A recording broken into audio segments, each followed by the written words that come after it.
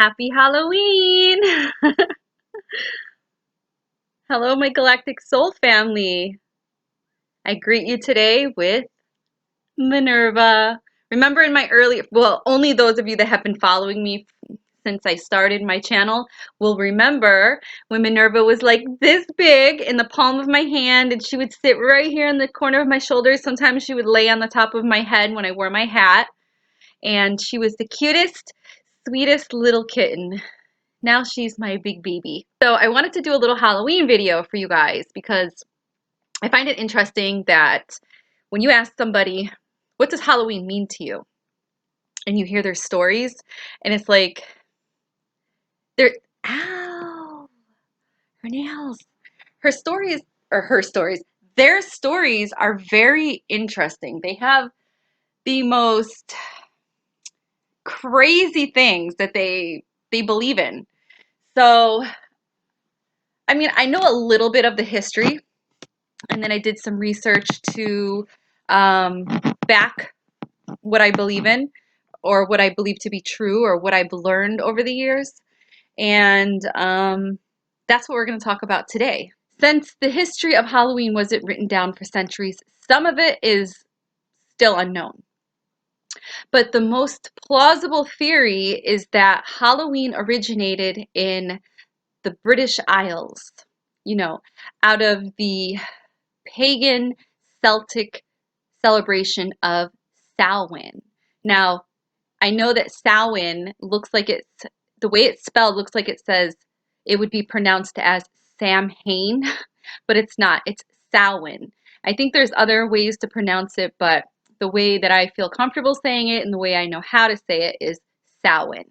So it dates back to the pagan Celtic celebration of Samhain. It goes back to as far as 5 BC is what I found when I was looking up the history. It was believed that spirits rose from the dead and mingled with the living on that day, on the day of Halloween. Okay?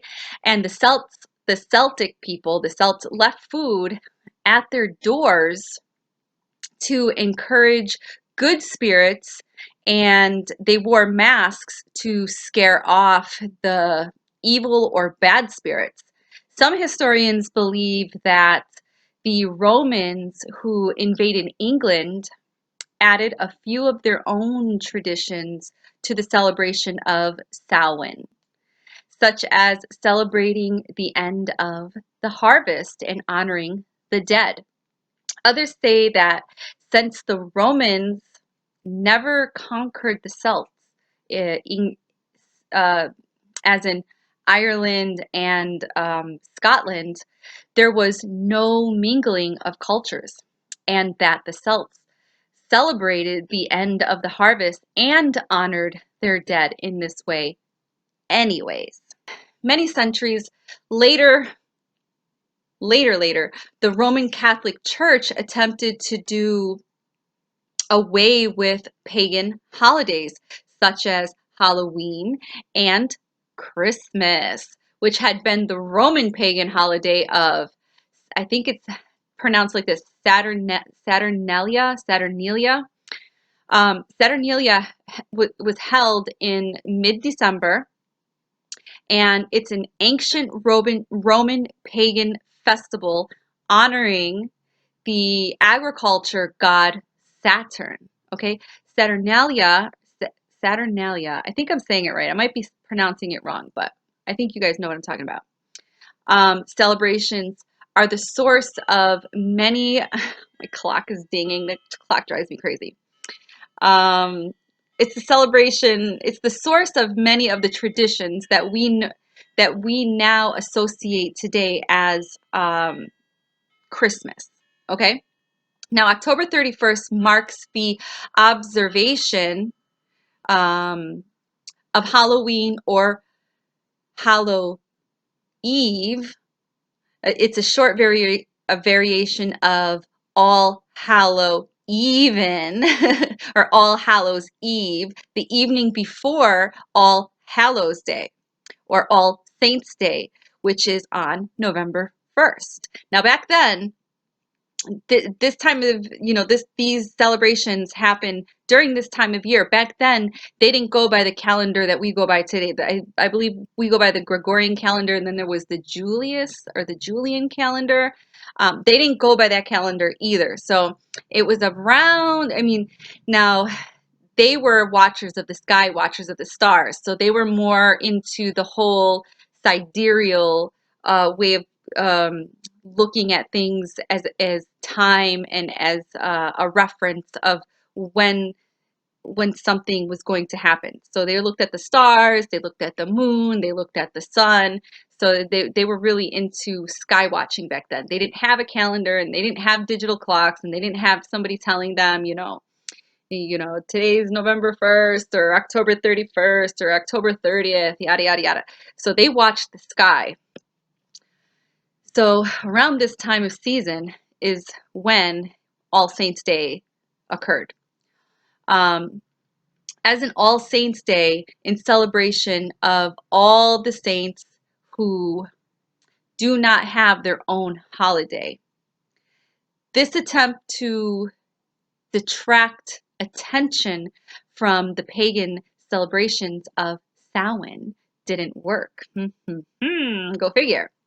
Now, after the Romans conquered the Celts in 43 AD, they adopted many of their festivals and incorporated them into their own religious celebrations. Okay, so All Hallows Day was one such example. Originally, the day that celebrated numerous pagan festivals, but Pope Gregory III would eventually designate November 1st to mark the Christian fest or festivities or festival of All Saints Day, which had moved from May 13th originally, around the area of May 13th, to November 1st, according to church. Their day started at sunset, which is why celebrations typically started on October 31st, All Hallows Eve. So you guys are probably wondering, maybe some of you guys are wondering, why do we carve pumpkins? Why are there jack-o'-lanterns? Why is there candy? Why is there trick-or-treating? So I'm going to get into that. It's because it was a Celtic tradition. Hallows Eve was a pagan celebration. It was called Samhain, a Celtic holiday which marked the end of the harvest and the end of summer. Samhain is sometimes also known as the Celtic New Year. So Celts believed this was a very important day to celebrate, as this was the day when two worlds, the living and the dead, came together, and spirits were believed to be a little naughty and cause a lot of trouble. And they sometimes damage stuff like their crops, and their crops back then was like gold for them, okay? So the Celtic people would leave out food, and they would gather and set up this huge bonfire of burning crops, believing that the light from the fire would drive all evil spirits away so that they wouldn't be naughty and destroy crops and stuff like that. Sometimes they lit candles or even carved lanterns out of vegetables like squash, beets, potatoes to light the way for good spirits. So this still doesn't answer your question about pumpkins. I'm getting there. In the Americas, or in America, back then called the Americas, those lanterns would be carved out of pumpkins, and that's how we would get our jack-o'-lanterns. There are also some accounts of people making animal sacrifices to Celtic deities, and even dressing in costumes made of animal hides to kind of fool or trick the evil spirits to scare them away, or so that they could blend in with them, so they wouldn't be attacked or anything like that by the evil spirits or the naughty spirits. Nowadays, Samhain is celebrated more as a harvest festival for many people, but still a lot of people use a lot of the same rituals from back in the day, from back in history. Halloween, Halloween traditions followed us into the future and became more popular in about the 1800s. Now, the European immigrants brought their rituals and costumes with them to America. There are actually a few accounts of Halloween in colonial American history, but due to, in part, of the large Protestant presence in the northern colonies and their strict beliefs, it was only some people. However, down in the southern colonies, where larger, more mixed European communities had settled, there are some accounts of Halloween celebrations mixing with Native American harvest celebration. Now, in the mid 1800s, nearly 2 million Irish immigrants fleeing the potato famine helped shape Halloween into an even more widely celebrated event. The Scottish immigrants celebrated with fireworks, telling ghost stories and playing games and, marking mischief. There were games like bobbing for apples, which some of us still play. Duking, which I'm not really sure what that is. I would have to look it up because when I was researching, I was like, duking, I should have looked it up, but I didn't.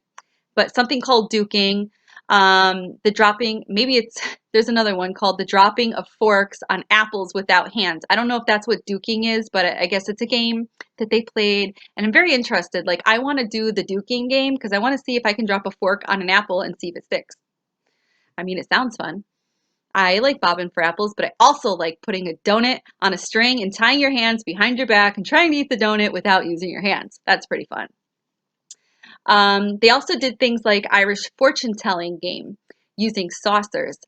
They also did things like, for instance, young women they were frequently told that if they sat in dark rooms and gazed into a mirror, the face of their future husband would appear. However, if a skull appeared, the girl would be destined to die before marriage.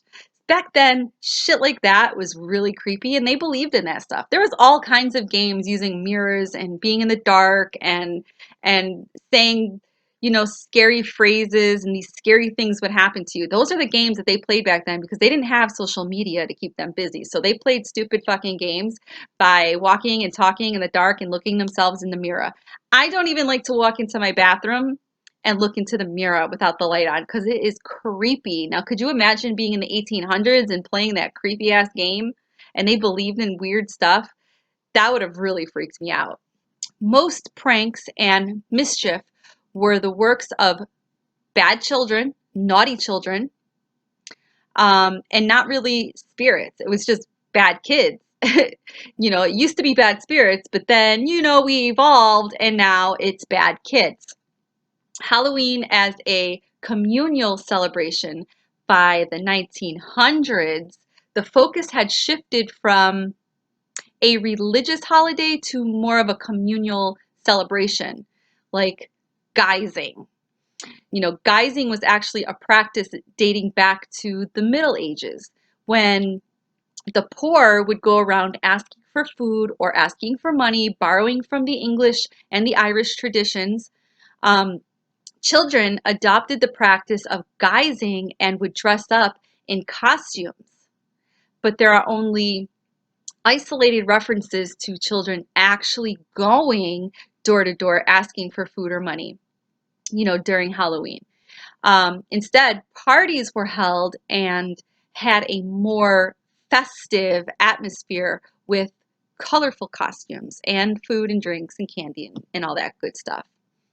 I could see the kids dressing up back then and begging and as like the rich were doing their festivities, I could see the kids, doing their little, thing too and actually going door to door and begging. I truly believe they did that. And I don't think that they did it just on, Halloween. I think they did it all the time because back then there was a lot of famine back then. It was pretty sad.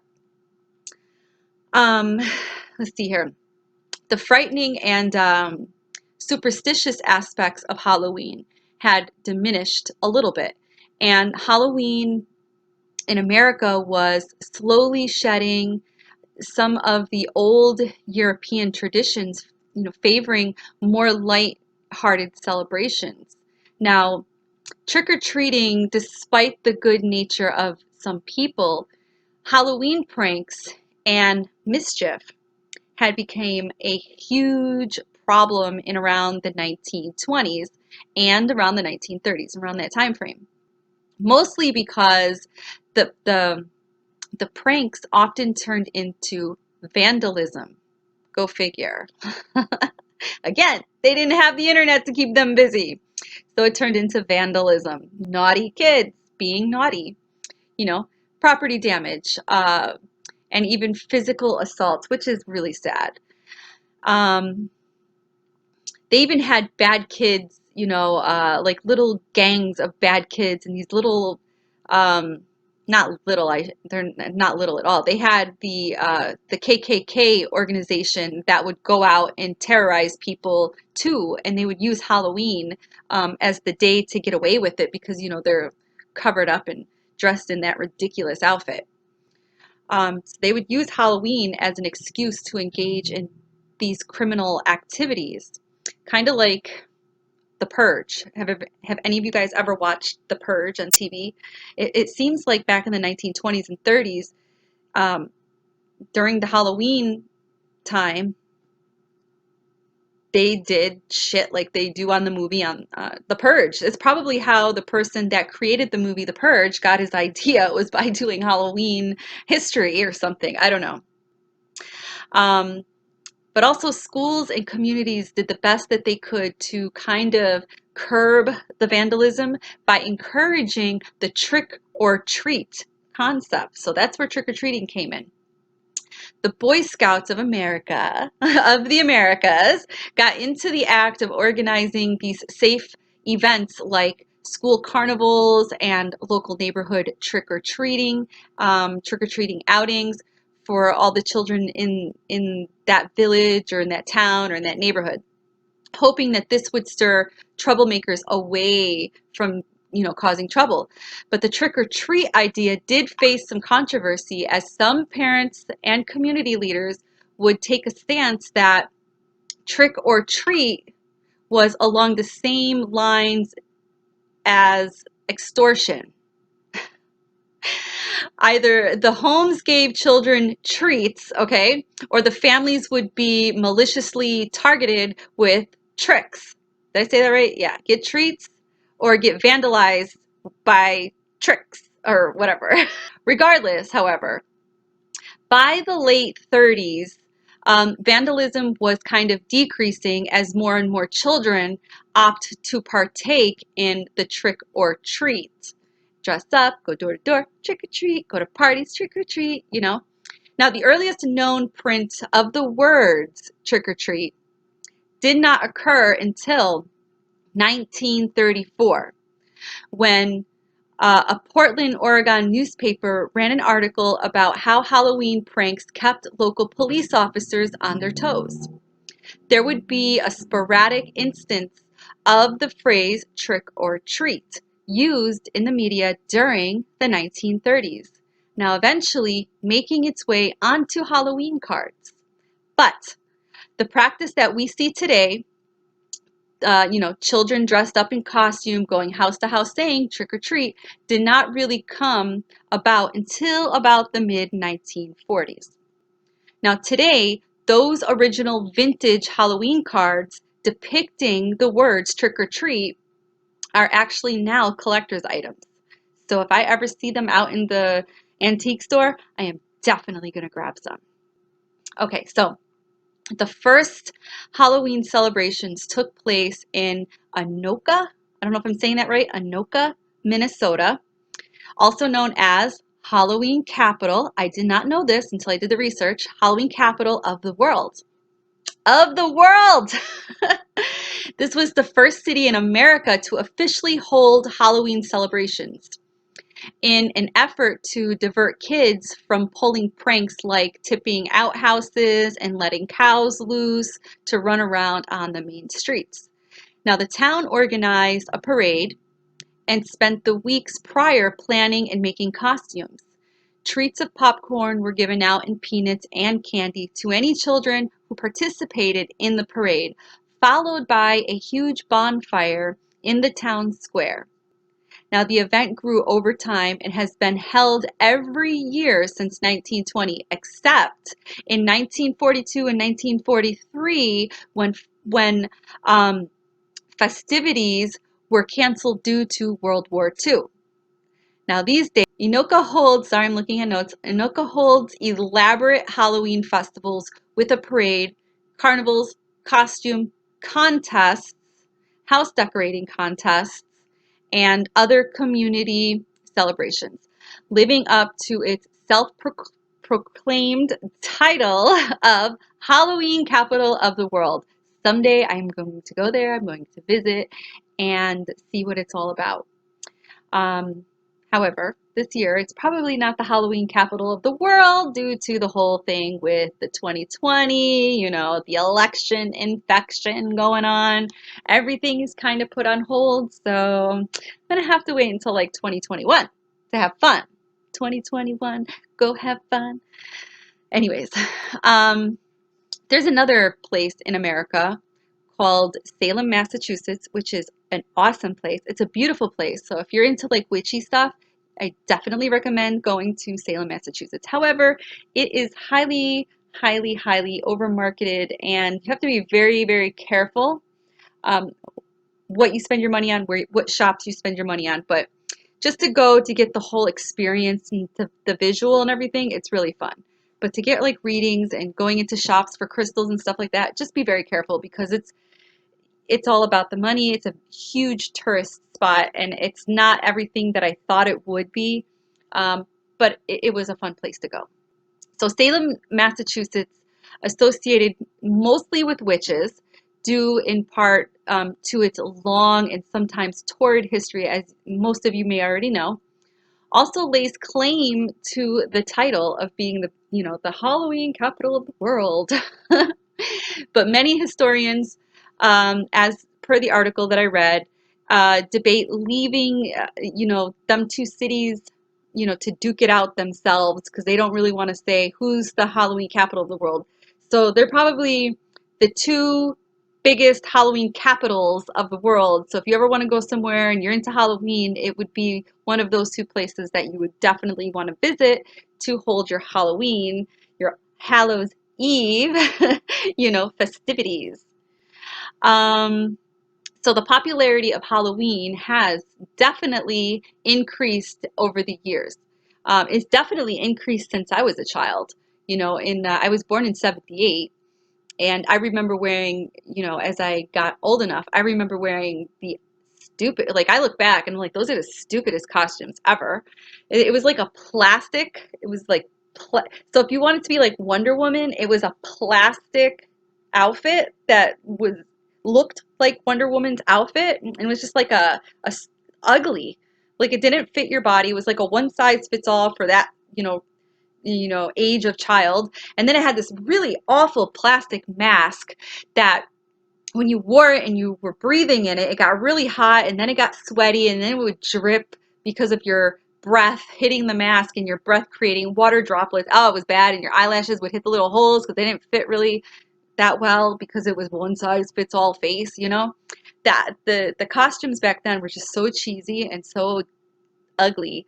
And then as we evolved, as I went into like, the later 80s, going into the 90s, we started to make our own costumes. Like I would go through my grandmother's closet, get her big poofy, puffy slip thing that she wore under her square dancing dress, and I would wear like funky colors, and I was dressed up as like Cyndi Lauper one year, and then one year I dressed up as like Madonna, and then we thought it'd be funny to go out and dress up as the old traditional ghost where you just cut the eyes out. And sometimes I would just borrow my brother's clothes and I would go as like a bum, like a boy bum.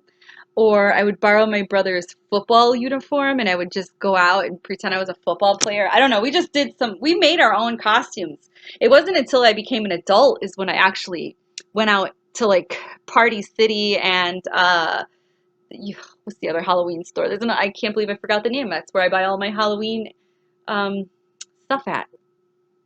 Anyways, they don't deserve the plug. But it's the other Halloween store Very famous. Spirit of Halloween. Spirit of Halloween. Yeah.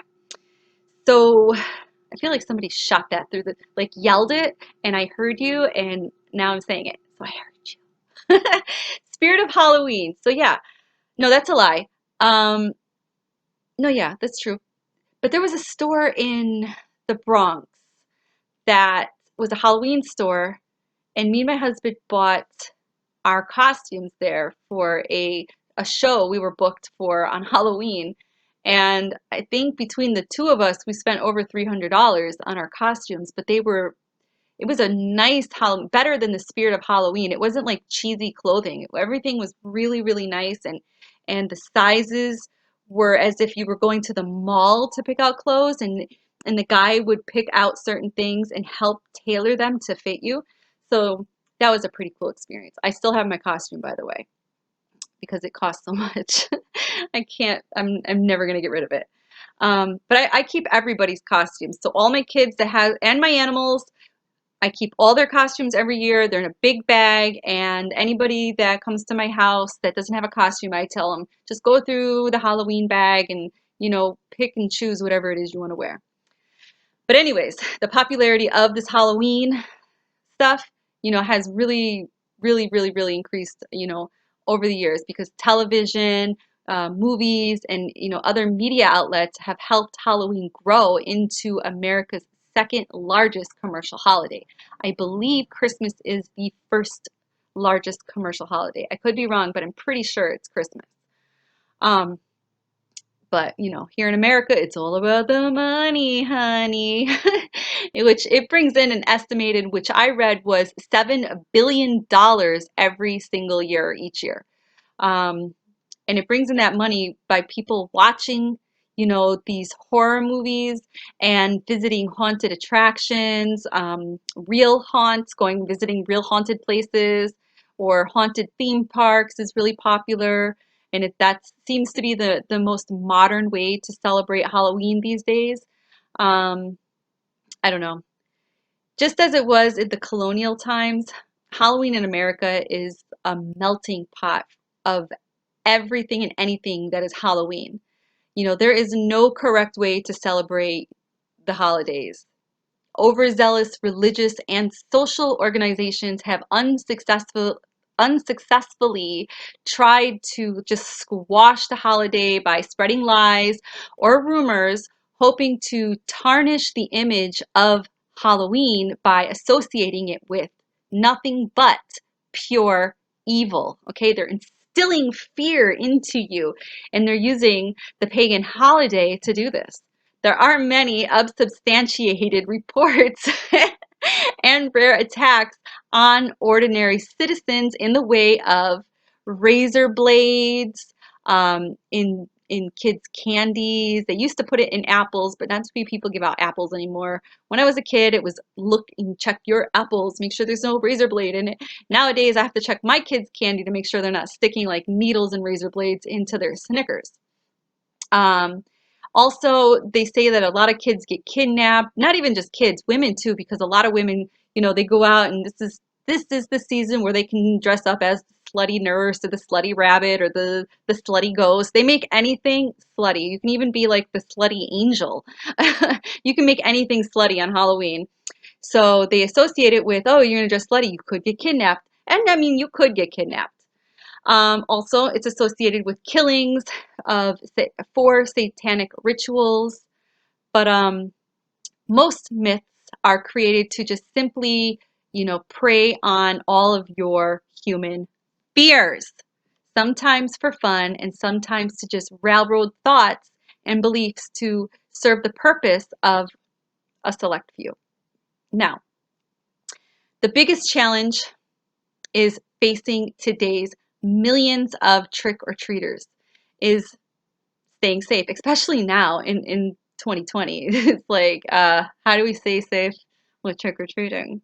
Because so many people are so wrapped up with this whole election infection, they don't know if it's safe enough to go door to door and ask for treats. Or, not a lot of states are open. Like, I think they're closing down Massachusetts. All of my friends in Massachusetts are like, oh, they're closing down the state. And some of my friends are like, oh, they're not trick-or-treating. And some of my friends are like, yeah, I think they are trick-or-treating. As far as I know, New York is open. I think California is closed down. I have a friend that lives out there. And, or no, they're not in California. They're in Vegas.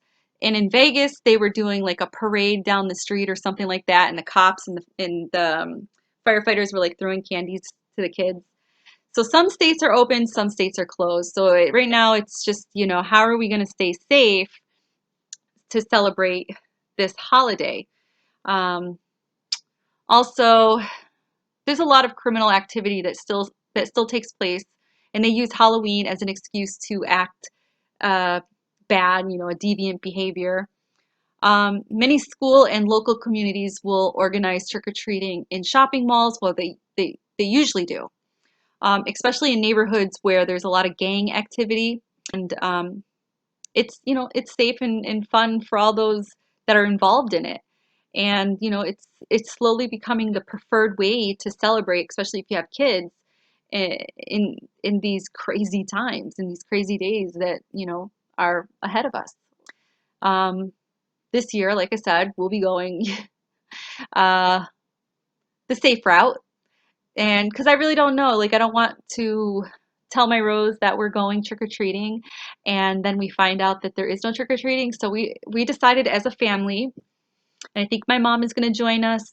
My husband's daughter came up here, or came over here from Halloween, from Hawaii, and my daughter's having her friend spend the night, and we decided that we're going to go to the graveyard to get our spook on and have fun. We're going to drive around to see if there's anybody trick-or-treating, and if there is, we'll let the kids get out and go grab a few, you know, treats or whatever. But our goal is just to go to the graveyard and see if we could connect with any spirits and, you know, try to get a little spooky. So yeah, the election infection is kind of putting a damper on things. So we're just kind of like, you know, riding the energy wave. We're just gonna do what we can do. So I don't really know. I don't know. Like I said, I don't know if it's canceled or not, but we'll find out. So getting back into the video. Some people have argued that Halloween has lost its spiritual meaning due to all the corporate and media influences. And I would have to agree with the majority that are arguing this, because I say this all the time, and I also say this for the awakening. It's the same thing I fear that it's doing the same thing for the awakening of the collective. And I've shared this with you guys in some of my past videos. They're just marketing on it, you know? Um, in this technology-driven world, it's important to remember that along with society, even holidays are subject to evolve, you know, to evolution. So we're evolving, so, you know, the earth's evolving, and of course, our traditions and our holidays are going to evolve. Everything is subject to evolution, and it kind of sucks. So you just got to make it your own, and you just got to own it and make it fun, you know? No matter what people choose to do, no matter what culture, spiritual, or, you know, material way, as long as people celebrate in a safe and happy way, the spirit of Halloween in America or wherever you are will be fun, you know, for all ages. But it's always, always nice to just take a look back at history and, you know, learn where all of this information of, you know, the holiday that you celebrated or you celebrate came from. So I hope you liked my history of Halloween, All Hallows Eve, or the Celtic New Year, or All Saints Day. If you have anything to add to the history of Halloween, please do share it down below, because, you know, I'm only sharing what I know and what I've researched and what I resonate with. And if there's anything else that you know that is a fact, please, please, please do share down below. I am open and willing to learn and read and enjoy. I love you guys. Mwah. Stay spooky and be safe and have fun. I love you.